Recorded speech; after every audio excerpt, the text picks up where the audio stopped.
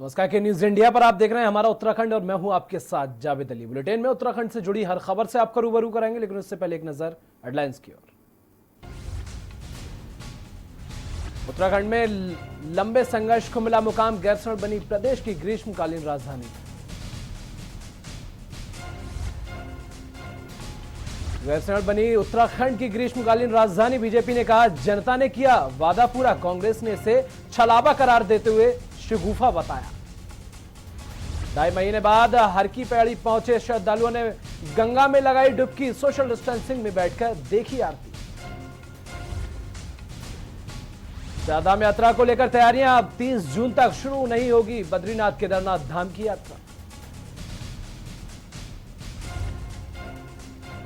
उत्तराखंड में बढ़ी कोरोना मरीजों की संख्या, सोमवार को आए 56 कोरोना पॉजिटिव केस, कुल संक्रमित हुए 1411। उत्तराखंड में एक दिन पहले पहुंच सकता है मानसून, 11 जून से प्री मानसून बारिश के आसार।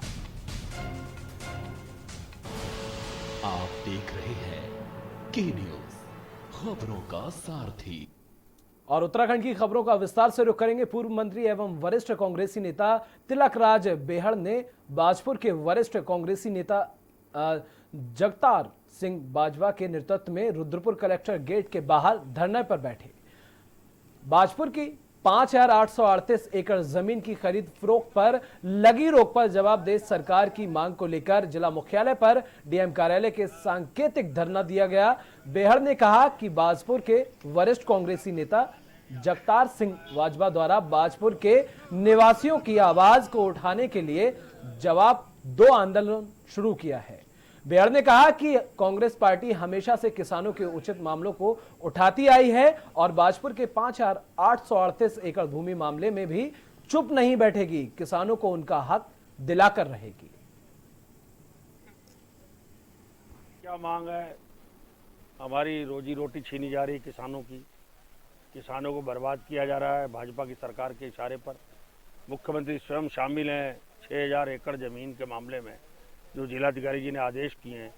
किसानों पर जो बेरहमी की है वो मुख्यमंत्री की साजिश है। उसमें मंत्रीगण कहते हैं कि नहीं इंतजार करो, फैसला होगा, किसानों के हक में होगा, पता नहीं कब होगा।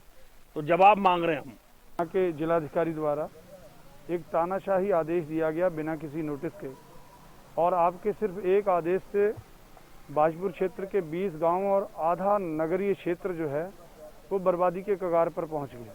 किसान, बहुत से व्यापारी, बहुत से मजदूर हैं जिन्होंने सिर्फ अपने घर बना रखे हैं, वो सब के सब आज सड़क पर आने की स्थिति में पहुंच गए।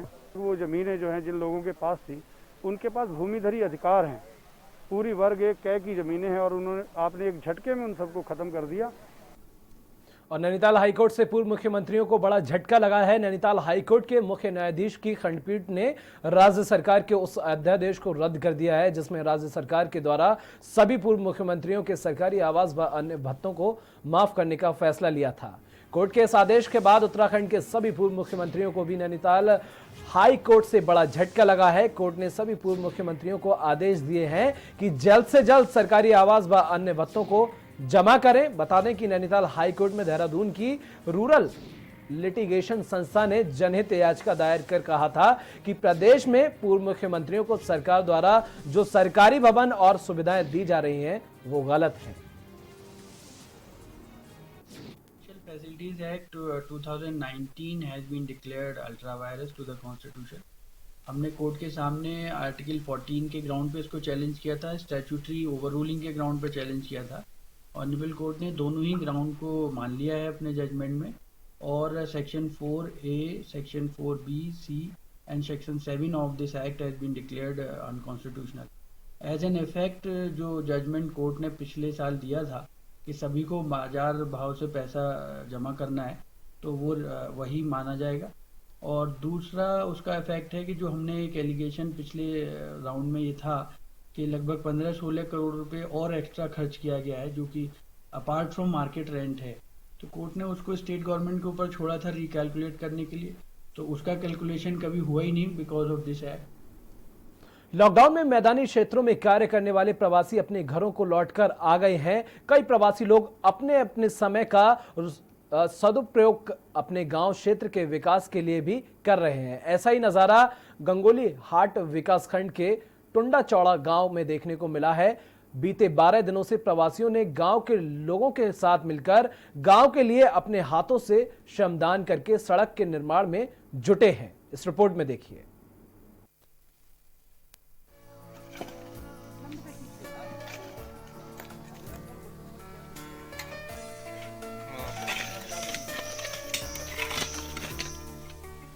गंगोली हाट तहसील मुख्यालय में 15 किलोमीटर दूर ग्राम सभा टुंडा चौड़ा गांव आज तक सड़क की सुविधा से वंचित है।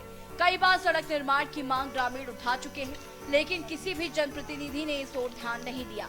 सड़क नहीं होने से आए दिन ग्रामीणों को परेशानियों का सामना करना पड़ता था। सड़क से 4 किलोमीटर दूरी पर इस गांव में लौटे प्रवासियों ने गांव में एक मुहिम चलाई। गांव तक सड़क का निर्माण श्रमदान करके बनाने का निर्णय लिया, जिस पर गांव की महिलाओं से लेकर प्रतिदिन श्रमदान कर अभी तक 2 किलोमीटर सड़क का निर्माण कर दिया है।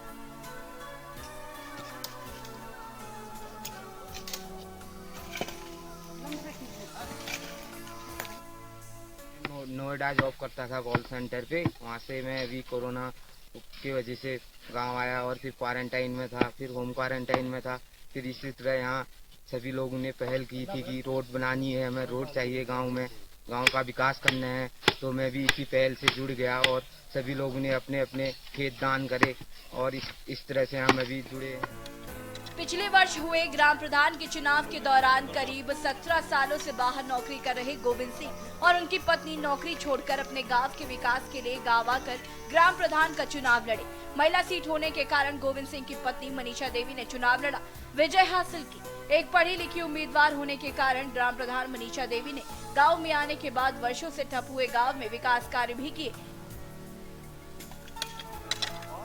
ग्राम प्रधान ने लॉकडाउन में प्रवासियों युवाओं को प्रोत्साहित करते हुए सड़क निर्माण की अलग जगह। और शिक्षक भर्ती मामले में प्रियंका गांधी प्रेस कॉन्फ्रेंस कर रही हैं। सीधा रुख करते हैं। तरीके से इनके लिए एक सलूशन ढूंढना पड़ेगा और ये कोई राजनीति की बात नहीं है, ये एक बहुत स्पष्ट बात है। एक जनरेशन के भविष्य का सवाल है, उस सवाल को हम उठा रहे हैं। हम सब जिम्मेदारी लें और आप जिम्मेदारी लें कि ये आपकी सरकार में ये सब हो रहा है। पारदर्शिता से जो भी कार्रवाई करनी है आप करवाइए, चाहे इम्तिहान को रद्द कराने की कार्रवाई हो, चाहे पूरी तरह से जांच कराने की कार्रवाई हो, और इससे बढ़कर सबसे जरूरी, जिससे मुझे सबसे ज्यादा दुख हुआ, कि इन छात्र छात्राओं का, ये जो प्रतियोगी छात्र छात्राएं हैं, इनकी सुनवाई भी नहीं हो।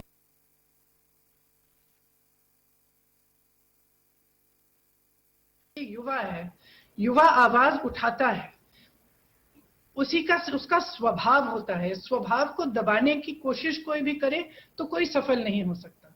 और एक देश, एक प्रदेश अगर आगे बढ़ेगा, अगर विकसित होगा, तो बहुत जरूरी है कि आप युवाओं की आवाज सुने, कि उनकी समस्याओं को सुलझाएं। और इस तरह की नीति नहीं होनी चाहिए कि भर्तियों में धांधली हो, परीक्षाओं में घोटाले हों। ये कोई आम चीज नहीं है, हमें स्वीकार नहीं करना चाहिए कि इसी तरह से चीजें होती हैं।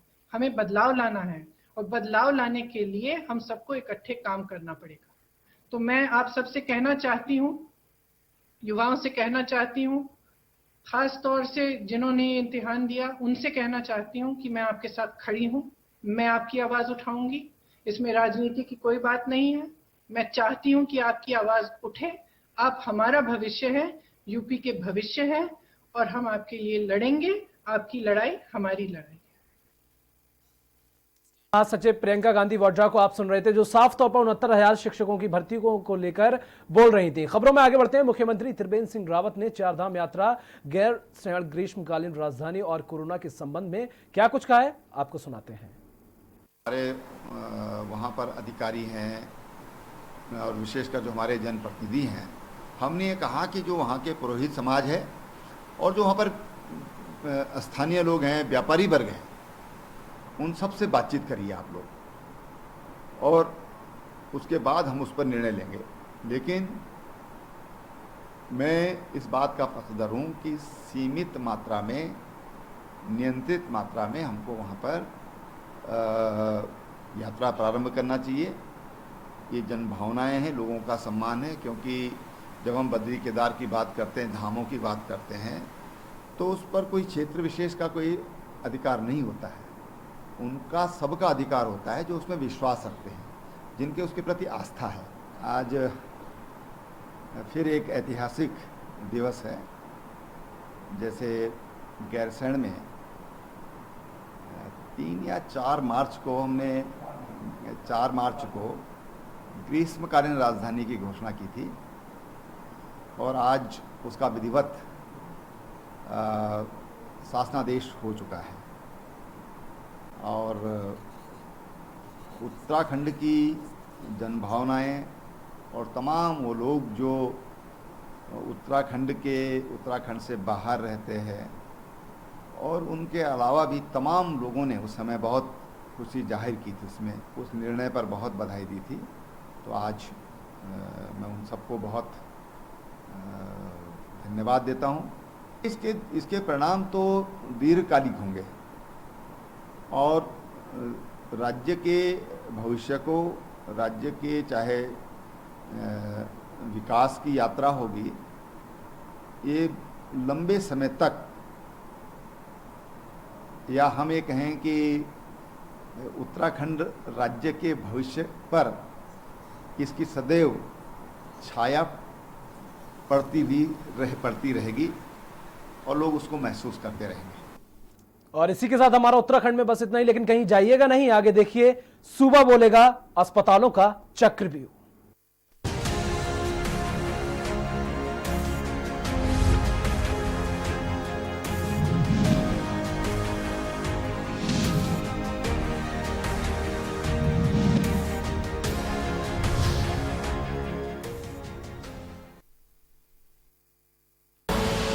आप देख रहे हैं के न्यूज, खबरों का सारथी।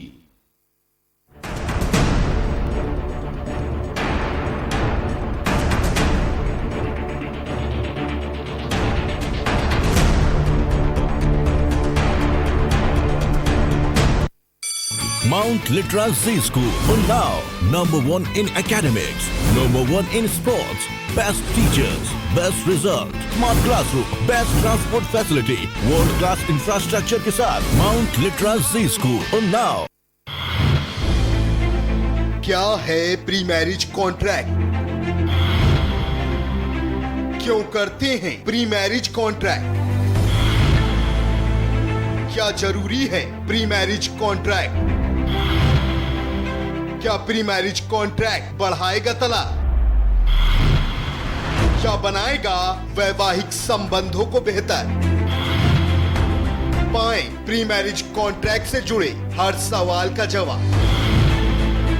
0512 239 0031 और 0512 239 0032। हमारे खास कार्यक्रम वकील आपका में कॉल करना ना भूलें, सिर्फ के न्यूज इंडिया पर।